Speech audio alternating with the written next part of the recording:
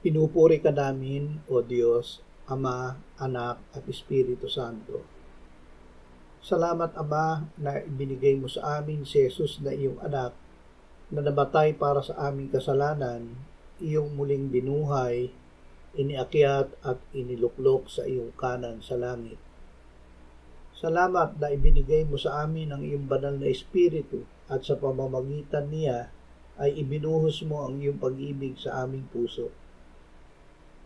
Panginoong Hesus, ang pag-ibig sa iyo ay hindi batay sa aming pabago-bagong pakiramdam.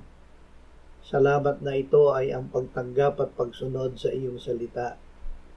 Salamat na sa pag-ibig namin sa iyo sa paraang ito ay mamahalin kami ng Ama at kayo ay lalapit sa amin at gagawa ng tahanang kasama namin. Amen.